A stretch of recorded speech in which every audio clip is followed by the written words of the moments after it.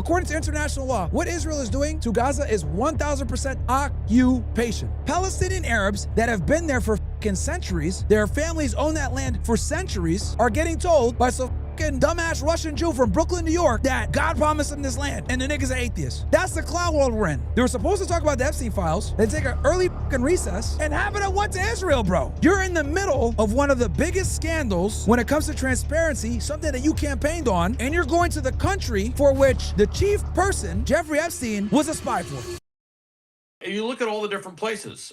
First off, Gaza is devastated. And if this military operation to clear out Gaza City and some camps south of Gaza City actually takes place, there really won't be a whole lot left in Gaza that's habitable. So they're really, by necessity, they're having to move them out. They're saying it's a voluntary relocation, but when you have absolutely nothing, I'm not quite sure how voluntary that really is. Absolutely not voluntary. Guys, this has been the Israeli strategy the whole time, bro. For those that are unaware, number one, it was never about the hostages. It was about getting the land.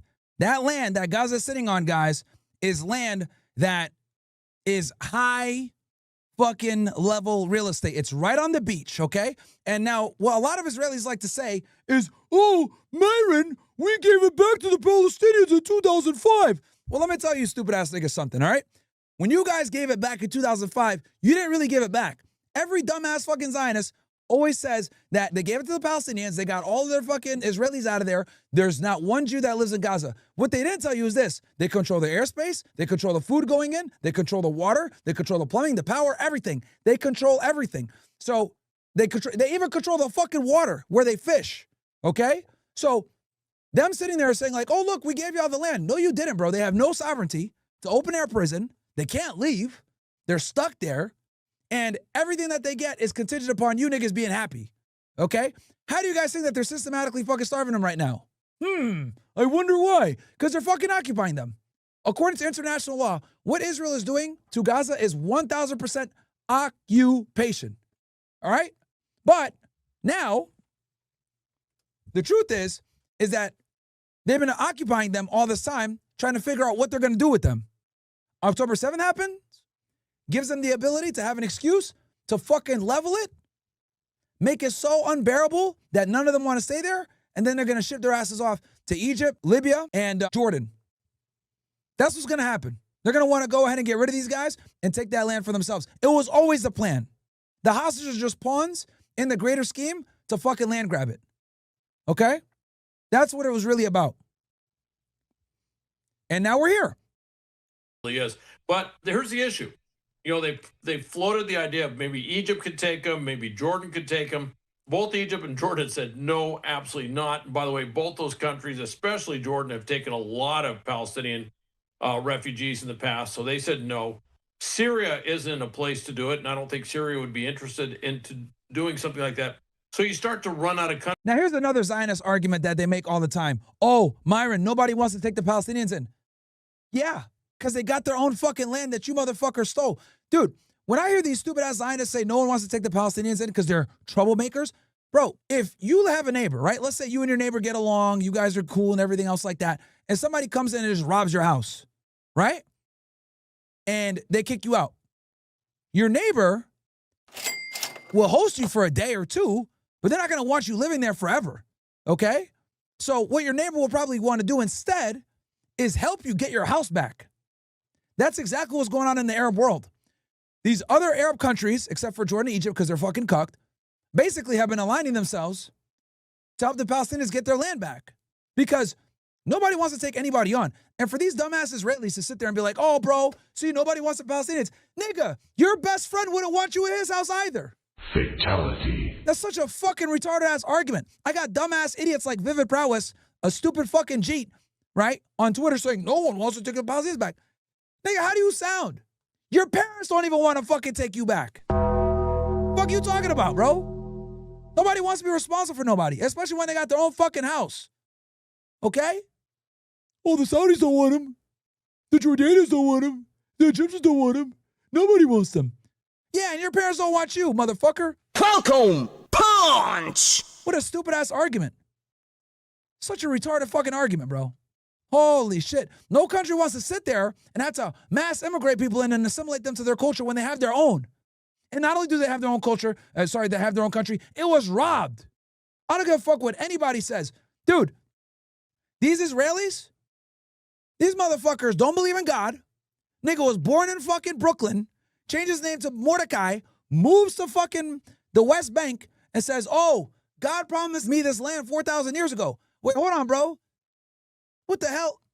Wasn't your name fucking Ernest a month ago? You changed it to Mordecai? Yeah. But I thought you were atheist. Yeah. So how did God promise you this land? Don't worry about that. This is my land now. Bro, this shit is going on in the West Bank every day. No one talks about it. I posted it the other day. I posted it last night. Bro, they're stealing land in the West Bank every fucking day, dude. Settlers, Israeli settlers, niggas from Brooklyn, going over the Palestine saying, oh, God promised me this land. Nigga, you're white. So? Your fucking grandparents are Ukrainian. So? This ain't your land. Yes, it is. Get the fuck out of here, man. This is the craziness, bro. This is the craziness. Palestinian Arabs that have been there for fucking centuries, okay? Their families own that land for centuries, are getting told by some fucking dumbass Russian Jew from Brooklyn, New York, that God promised them this land. And the niggas are atheists. That's the clown world we're in. Craziness, dude. Absolute fucking craziness what's going on in the West Bank. If you guys saw what was going on in the West Bank, demolishing homes, stealing land brazenly, just walking up to dudes, taking their land. Yo, they killed an American citizen last month. While I was at the TPUSA event, that weekend, they killed an American Palestinian from fucking Tampa, bro. They killed him. A bunch of settlers. All the settlers have AR-15s, and the IDF patrols it. So not only do these settlers all have rifles, they have rifles and the IDF backs them up. The Palestinians don't have no guns. So they just lose their land all the time, bro. It's one of the worst things ever. Here's another thing. Those settlements in the West Bank are fucking illegal. Allahu Akbar! Okay? And this isn't Myron Gaines telling you guys that it's illegal. The entire international community condemns the settlements and says they're fucking illegal. So when dumbass Mike Johnson, okay? Stupid ass nigga that's a fucking evangelical Christian that's a retard. When he's over there in the West Bank taking pictures of shit, bro is on an illegal settlement. I don't know what else I need to show. I covered this all last week, by the way, if you guys are wondering. They were supposed to talk about the Epstein files. They take an early recess, Congress, they take an early fucking recess, and half of them went to Israel, bro.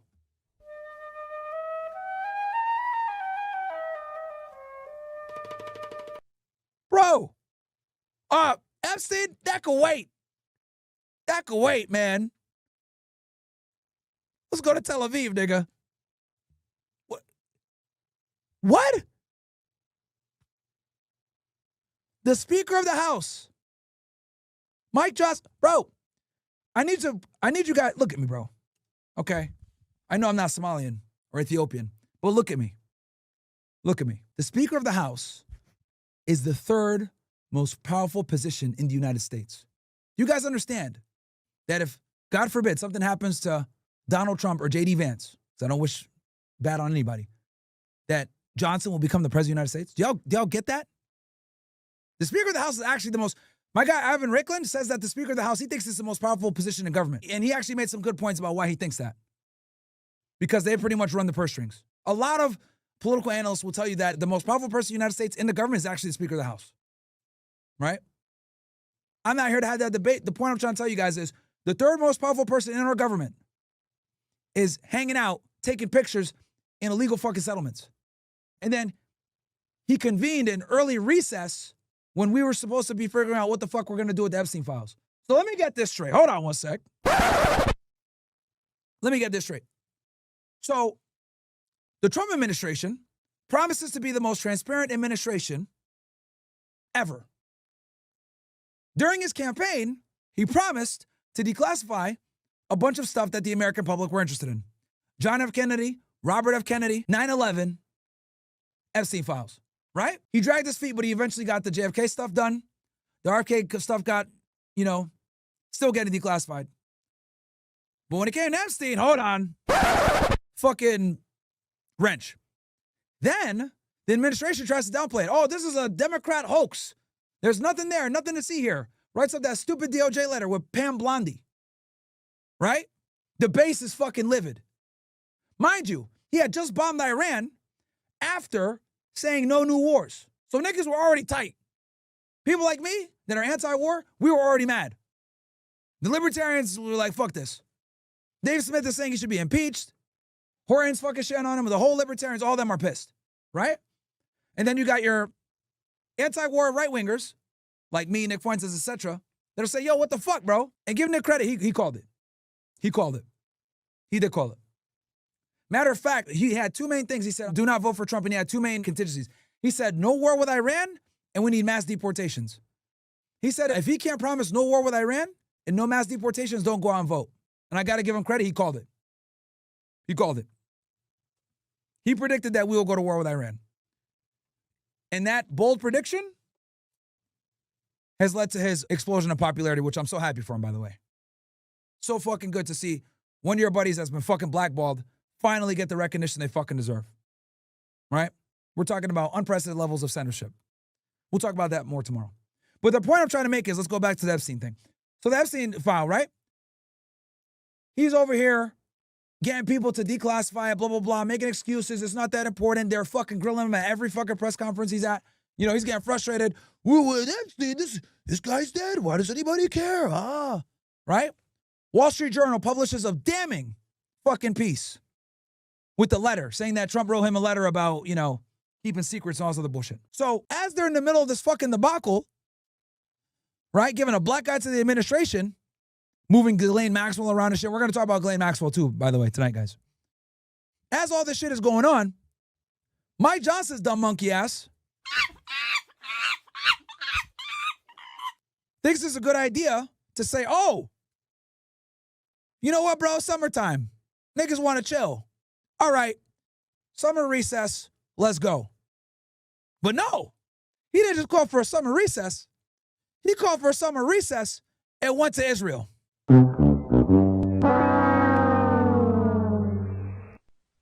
You're in the middle of one of the biggest scandals when it comes to transparency, something that you campaigned on, and you're going to the country for which the chief person, Jeffrey Epstein, was a spy for.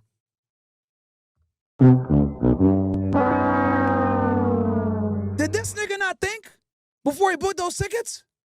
Like, and not only did he go, a bunch of government officials went.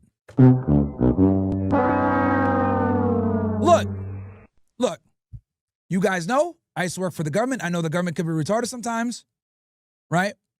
It could be a coincidence. Let's give them the benefit of the doubt. Let's say it's just a coincidence. Bro, this looks fucking terrible optically. This is a big problem, and this problem is not going to go away. This Epstein thing, they're trying to downplay it. Oh, look, search results for Epstein's gone down like 90%. Shut the fuck up. Shut the fuck up. The American public is very interested in this. They're still interested in this. And they're not going to let go until they fucking release everything, because people think now that Trump acting deceptively like this means that he was on the list or he was doing some fuck shit. And then for Johnson to go kiss the fucking wall of the country that supported this goddamn spy, while they're supposed to be making a decision on said files, decides, yeah, let's just go to Israel. Bro. You stupid.